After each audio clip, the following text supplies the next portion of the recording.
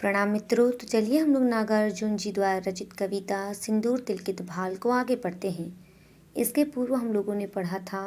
कि नागार्जुन जी बताते हैं कि इस प्रवासी जीवन ने उन्हें एक निर्जन परिस्थिति में डाल दिया है। उसी के साथ साथ वे कहते हैं कि मैं प्रवासी हो जाने मात्र से पाषाण का नहीं बन चुका हूँ, यानी कि मुझ में अभी भी भावनाएं शेष हैं, इसलिए मुझे दुख की अनुभूति होती है। तो चलिए अब इसके आगे की व्याख्या को हम लोग देखते हैं।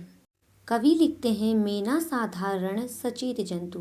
अर्थात मैं कोई साधारण व्यक्ति नहीं हूँ, मैं एक कवि हूँ और इसी कवि प्रवृत्ति के कारण मुझ में संवेदनशीलता अधिक है, अर्थात मैं अधिक संवेदनशील हूँ। आगे वे कहते हैं कि यहाँ हाँ ना किंतु और परंतु, अर्थात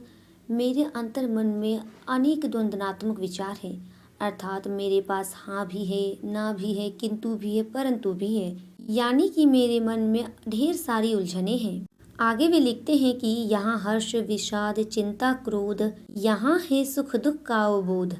अर्थात वे कहते हैं कि यहाँ पर मेरे मन में हर्ष यानी खुशी है, विषाद यानी दुख है, चिंता है, क्रोध है और उसी के साथ साथ यहाँ पर सुख व दुख दोनों हैं, यानी कि मैं यह प्रवासी जीवन जी रहा हूँ। यहाँ पर सुख भी है, दुख भी है, चिंता भी है, क्रोध भी है, अर्थात यहाँ पर यानी कि इस जीवन में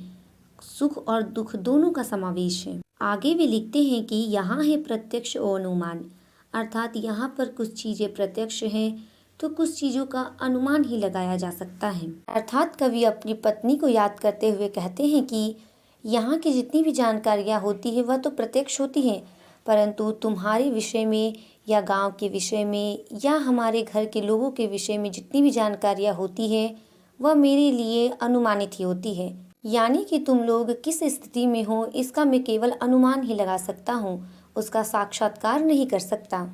आगे वे लिखते हैं कि यहाँ स्मृति विस्मृति के सभी के स्थान, तभी तो तुम याद आती प्राण, अर्थात कवि अपनी पत्नी को याद करते हुए कहते हैं कि कभी कभी तो तुम लोगों की स्थिति जानने के लिए मैं अपनी पुरानी यादों का सहारा ले लेता हूँ, परंतु कभी कभी वही यादें भूल जाना मेरे लिए अच्छा होता है ताकि मुझे कम दुख होता है। और वे आगे कहते हैं कि तभी तो तुम याद आती प्राण, अर्थात मैं इन सभी उलझनों के बीच फंसा हुआ हूँ, इसीलिए तो तुम मुझे याद आती हो। आगे वे लिखते हैं कि हो गया हूँ मैं नहीं पाषाण, अर्थात मैं पत्थर का नहीं बन चुका हूँ, मुझ में अभी भी संवेदनाएं हैं, मुझ में अभी भी भावनाएं हैं, यानी कि मैं एक सचेतन जंतु हूँ और मुझ में भावनाएं हैं, इसीलिए अपने घर से अलग रहने का मुझ में दुख भी है। आगे वे लिखते हैं कि याद आते स्वजन, अर्थात मुझे प्रतिक्षण यहाँ पर जहाँ मैं प्रवासी बन के आया हुआ हूँ, मेरे स्वजन मुझे अपने जन बहुत याद आते हैं, यानी कि मुझे तुम लोगों की बहुत ज़्यादा याद आती है।